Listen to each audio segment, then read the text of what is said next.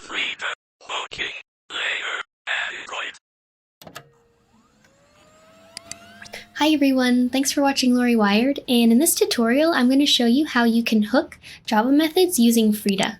So this is really interesting because it allows you to actually basically modify the application at runtime or while the app is executing, and you can do something like change the parameters that are getting passed to a method, or maybe print out the return value or print those parameters, or even modify the entire implementation of the method itself and have that perform some different behavior at runtime.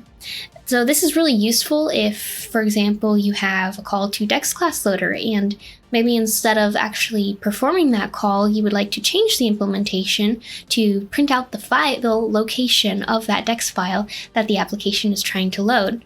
Or you can do so much more with this. So let's get into an example and just see how it works. So this is an application, this is the Cerberus APK, and we've looked at this a couple times, so I think this is a pretty good one to start with as an example for this because of the string decoding inside of it. So let's open this up in JDEX.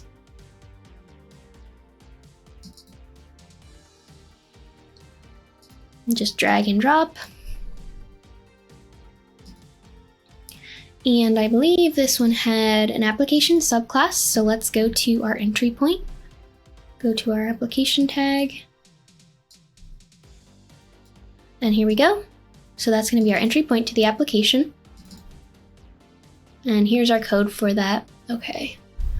So let's just scroll down, and I think we'll try and see if we can find a method to pick on that we want to actually hook and maybe either print or modify some of the behavior of that method. So let's scroll down.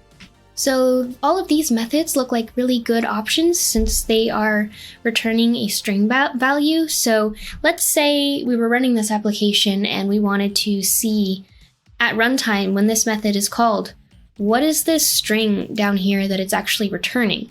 Well, with Frida, we can actually do that. We can hook this method in particular, for example, and call it to be able to return and print to the console this returned string value. So let's see, maybe choose this one or maybe another one. I think any of these will be fine. I'll just go with the first one. So I think what I want to do here is I just want to print out what's this return string value. And let's just make sure this is getting called. Let's see. What's our call chain? Oops. Pressing X to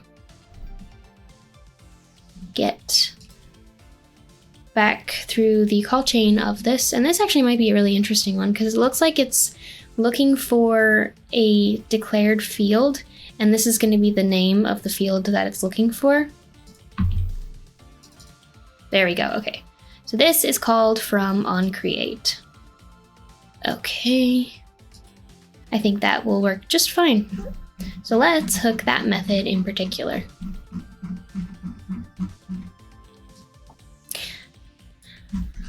Okay, so we've picked our method that we're going to pick on, and so let's open up our emulator and install our application there. And I'm going to use the BudTMO emulator, but you can feel free to use any Android emulator of your choice. All right, so I'm going to be running this in Docker. And I have previous videos on this and how to do that if you would like to follow along here.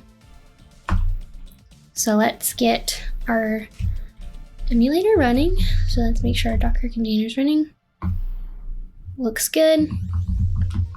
And can we connect ADB to it? Looks like it did not connect, so let's connect it. ADB connect 127.0.0.1. Looks good. Nice. Okay, and so one thing we need to do is if we want to be able to run Frida, to be able to hook methods inside of the application, we have to have the Frida server running and open on the device so that we can run Frida on our host machine and connect to that Frida server, or else it's not going to work, and if you're running Frida commands, it's going to just completely fail. Another thing, to be able to run Frida, you need to be running this as root. So if we do adb shell, see, this should be a pound sign if this is running as root, but if it's the $, it's not. So let's restart this as root, adb root.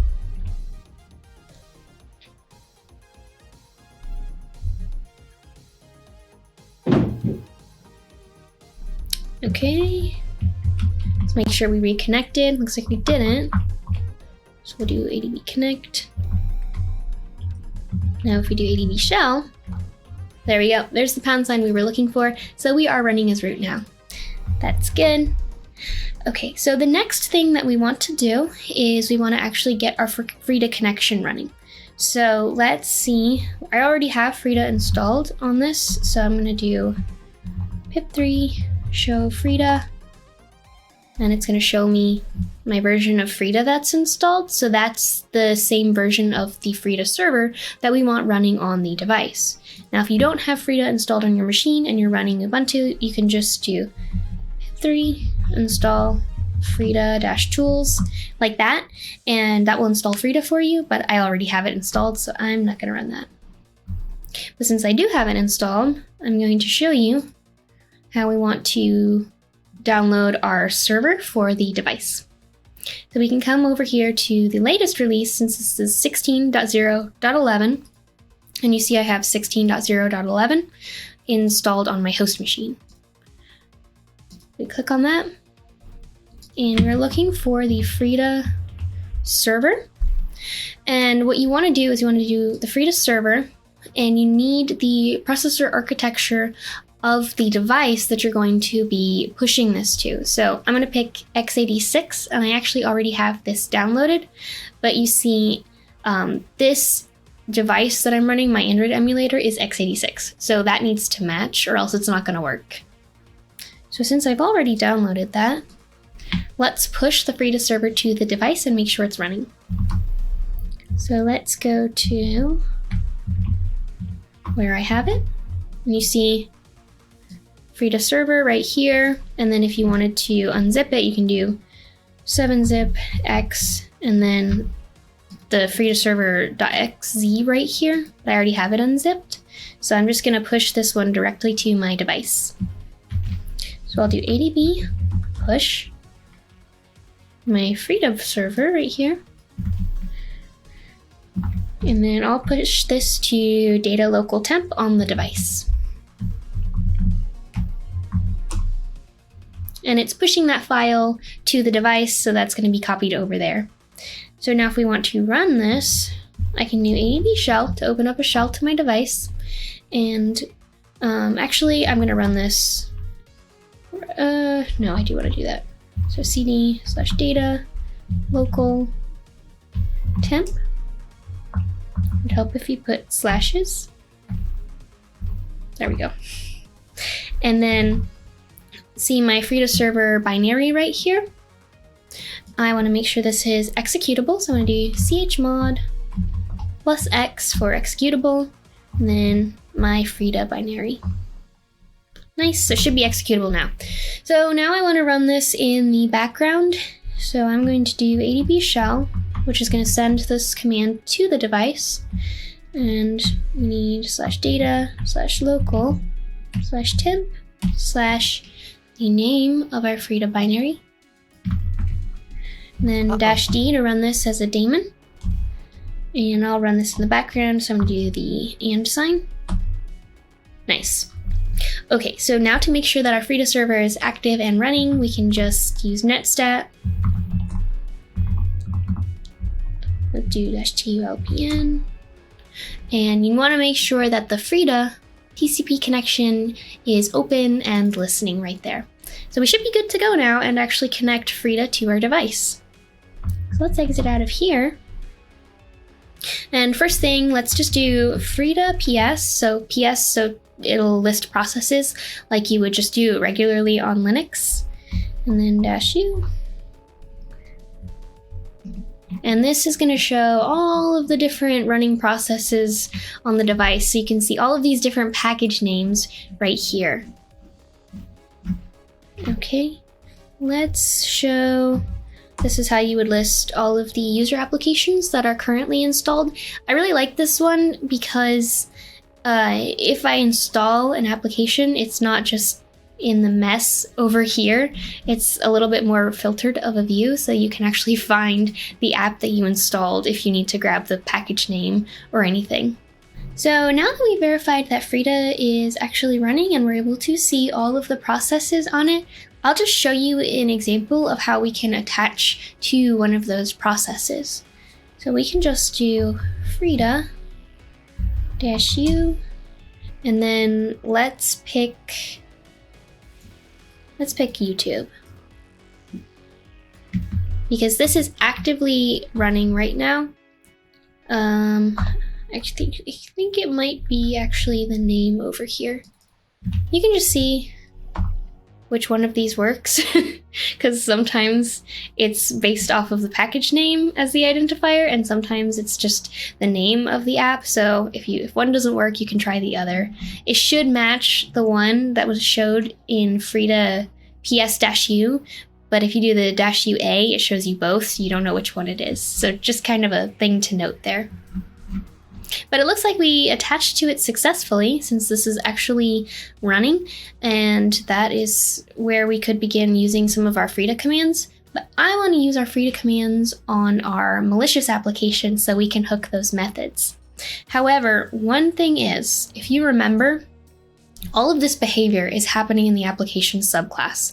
So if I start this application and then afterwards attach my Frida instance to it, all of that interesting behavior already happened. So what we want to do here is we're actually going to use Frida itself to start the application, and I'll show you the command for how to do that in just a second.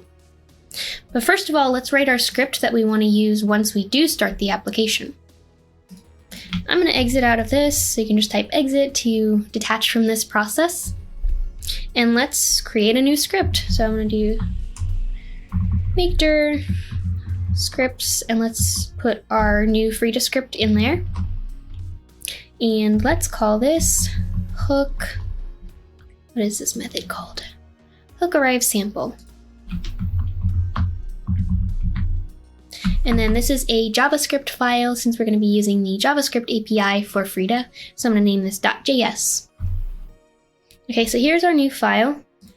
So now we want to actually start writing code, and what I like to do is just go to the actual official Frida documentation, and I'll share the link to this in the comments of this video so that you can follow along. You can't remember all of the API commands for this, there's just so many, so use the documentation, and sometimes the syntax is kind of tricky, so copy and paste is your friend to just input all of the method names and class names that apply to your particular situation. So what we want here that you're just going to have to remember is java.perform. And I like second implementation of this better. So the java.perform command is going to be the first one that you're going to use, and it's going to connect to the JVM or the Java virtual machine for that particular instance. And then once you do that, you're going to be able to actually do the rest of this, and we'll get into each line of what this means in just a second. So I'm actually going to take this whole bit of code, and I highly encourage you to do the same so you avoid syntax errors, and just paste that in. And I'm going to be using Vim, but feel free to use the text editor of your choice, but I'll just be saying all the commands that I'm using while I'm using them. I for insert, and then since I'm in Linux, Control-Shift-V to paste this in, and then this gives you all of the nice code that we have, that we just copied and pasted. We already talked about the java.perform and how it's connecting to the JVM. Now let's talk about the rest, and I'm going to add a little bit of space in between these lines so we can go kind of line by line, command by command while we're doing this. And I'm going to press O, escape to get out of insert mode, O to insert a new line below this, and these are just Vim commands, the key bindings. And so let's talk about this particular line. This is using the java.use command to actually find and get a handle to the specified class. So this example is hooking the android.app.activity class, so that regular activity class that the main activity of your application actually inherits from. that's this particular class. This is just the fully qualified class name of that activity class, and then it's storing it in this variable. So what we want to do here for our particular situation is actually find the class name that our method of interest that we're wanting to hook is inside of. So let's go to our class. This is inside of this class, but remember we want the fully qualified class name, so that's going to be the package name plus this class name. So I'm going to copy and paste both of these into our script so we can find and get a handle to this class. So Control C to copy, and let me just delete their class name and let's add our own. Paste. Dot. Now we need the class name, and I'm not typing all of that, so I'm going to copy and paste this too. Okay, nice. So I'm actually going to change the variable name. You can make this variable name anything you want. I'm just going to call this woo class. Woo class, nice. Okay, so now we have the handle to the class, and we're storing it in this woo class object right here. Variable. And so now that we have the handle, we want to actually change the implementation for our method of interest, this arrive sample. So I'm going to copy this method name since we're about to hook it and alter the implementation, and this is the exciting part. So we want to go over here down to this line, and remember that activity was the name of the variable holding that activity class handle. So I'm going to remove this and replace this with our new woo class variable that we defined 2 lines above. And they were hooking the onResume method of that activity class before, but now we want to put in our own method name. So let's delete this. Arrive sample. So that's the method name inside of here as defined inside of the APK file. And the rest of this is okay. This is actually changing the implementation of this arrive sample method inside of this class. So now we can define this arrive sample method to do anything we want.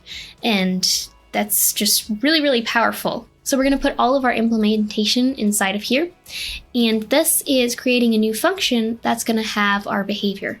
So JavaScript syntax is interesting, to say the least. So I just like to copy and paste because I always end up missing a curly brace or a bracket or something like that. And so now we can just add all of our user code inside of this section. So dd to remove a line in Vim. And then O to insert, oh, no, not right there. Let's insert it right here. Right here, there we go. Okay, now let's put, what do we actually want to do with this method? So now this, you can think of it as the new definition of this arrive sample method, but we're writing it in JavaScript, so it's a little weird. So why don't we try printing out the return value of this method call. Except one thing to note is that now, since this is the new implementation, the original implementation of this arrive sample method is actually never called. So we do still need to call this method.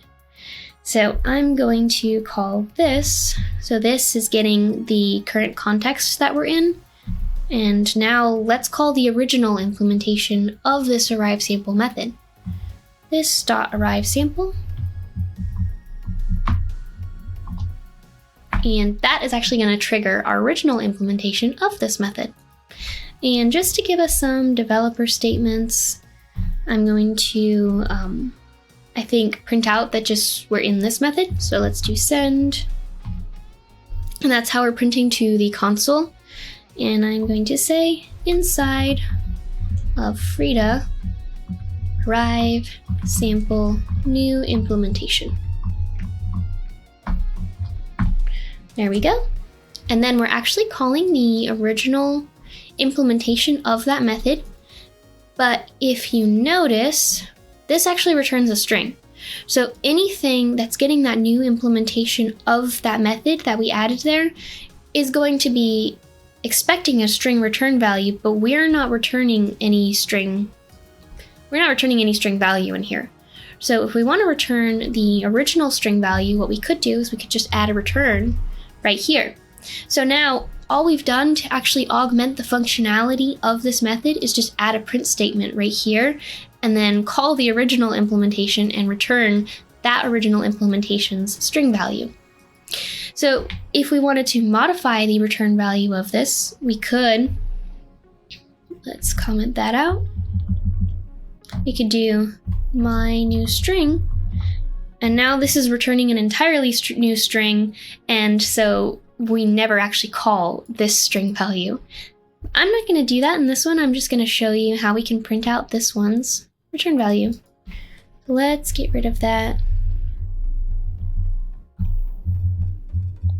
and set it to where it was. However, I want to print that value, and if I'm returning before I can get that value, then that's not going to work for me. So let's do this. Let's define a new variable in JavaScript and call this retval for return value, and place that return value inside of that variable. And then let's return that variable.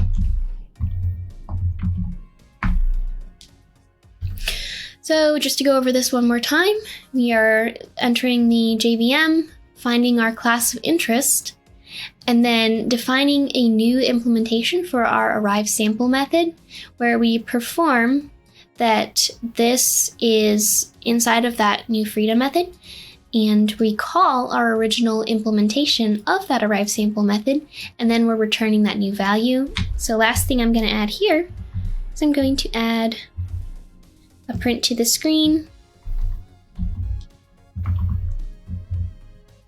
And we'll just say return value is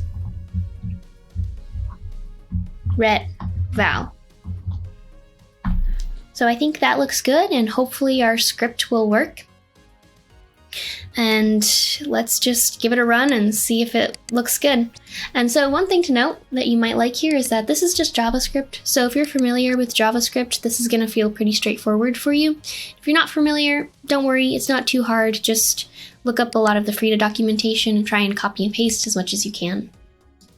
So let's do escape to get out of insert mode, :WQ to save our new file. And that looks good, so let's actually try and run our application. So if you remember previously, I said that we couldn't connect to our app because it wasn't actually running on the device. So we actually need to use Frida to start it. So I'll show you the command in just a second.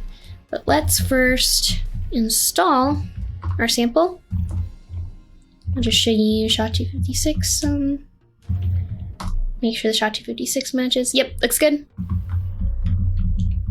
And let's actually install our APK on the emulator. Looks good. Okay, and back to our scripts. Now the command to actually run this is going to be Frida-F, and then the actual package name of this particular application. So let's find that. And com first smoke looks good. And then -L to actually pass a Frida script to this, although you could optionally connect to this if you weren't having to do the -F to start the app. You could actually paste the script inside of the prompt right here, like we did for YouTube. You could have added it right here. But here we're just going to pass the written script to it. So let's do -L, copy paste, and let's see if this works. So we're expecting it to print out the return value to the screen and then call the original implementation, so the application should work as expected, although we're not connected to the GUI of it, so we don't really know, but I think it's good enough since we'll be able to see the values printed to the console. So it looks like I forgot to include my -U flag. So let's add that. -U means connecting via USB, so you're going to need to add this flag in order to be able to actually spawn the application. There we go. Now it's spawning the package. So it looks like this method wasn't actually triggered, so we would see a send output if it was. So maybe this method isn't triggered immediately upon startup of this app. So let's try and pick on another method just to see an example of what it looks like to actually get triggered. Okay, so I reset my emulator, and now let's just pick another method that we know is going to get called. I found this one. It looks like it's triggered in attach-based context. So let's try and see if this one will get triggered. Let's edit our script. What do we call it? Let's see if this one will work for us. Okay, so we already have our class found. Let's pick on this particular wink gap method. It's doing the same thing, I checked, and this is going to be returning a string just like before. And it looks pretty much exactly the same. So let's just copy our method name, and it's in the same WWU, etc. class right here. So all we need to do is go into insert mode, press I. So we'll paste that method name in, and let's just change our debug statement right here. Wink gap. And now we want to actually call the original wink gap method before we print the return value of it. So let's do wink gap. I think that looks good. We've got our class name, our new implementation, our debug statements. We're calling that class, so I think that sounds good. So let's try running this one more time and hope that this method gets triggered so we can see our Frida output. So let's do Frida ps-u. Looks good. Looks like our Frida connection is working. So let's do Frida -u for USB -f, and then our package name, which was com first smoke. Then -l, which is our script.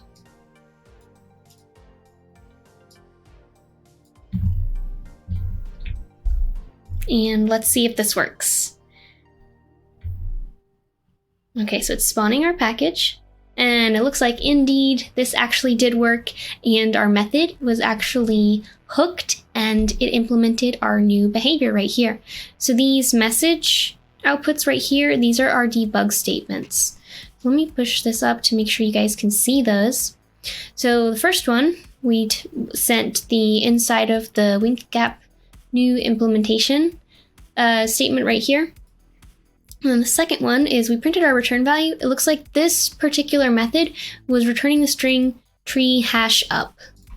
So this one right here returns the value tree hash up, which is going to be this string right here.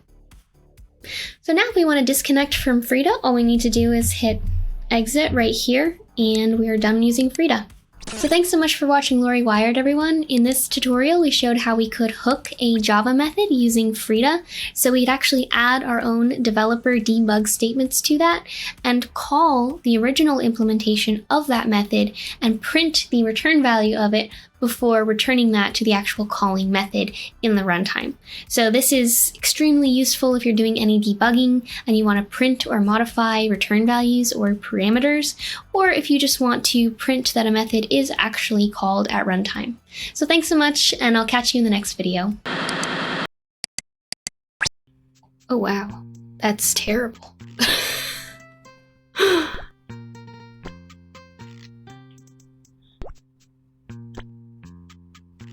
I hope she didn't want her bird.